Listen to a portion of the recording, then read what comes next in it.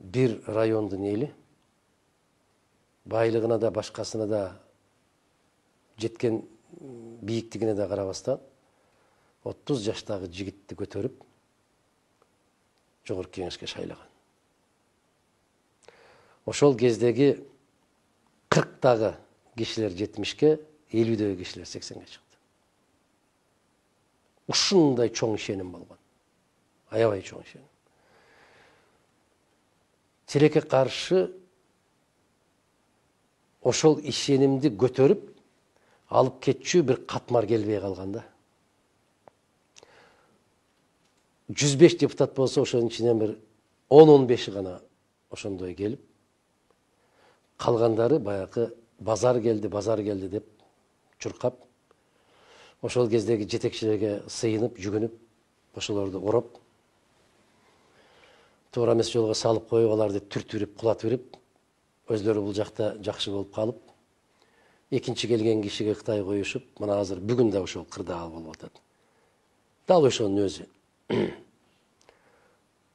Жээнбековду сүрүп барып кыйраткандар эртеси күнү келип туруп, жаңы түзүлгөн өкмөттүн курамына кире качып,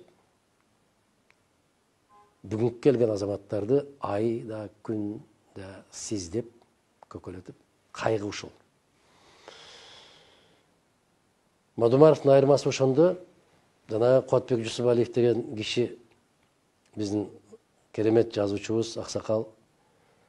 Мен бир китеп жазсам, керемет китеп жазсам, ошол китебимди окуган адамдардын баары жаманчылыкка барбай, коом жакшы болуп кетет деп жазып атат да. Мадумаров да ойлогондо, парламентке барып, акты кара деп, караны кара деп, ушул тарсылдап айтып турган болсоң, эл түшүнөт дечүмүн. Депутаттар ошого көнөт, ынанат. Жок. Бир кездер болду, мен калемди кармап алып могул эмне десем, калемдешти дагы.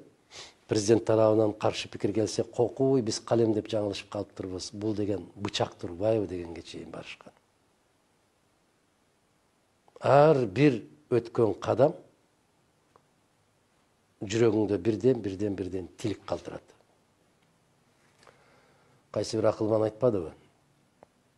Адамдын көңүлүн калтыруу баары бир даракка мык кагуу. Кечирим сураганың ал мыкты сууруп алуу. Бирок мыктын ордун эч качан түздөй албайсың.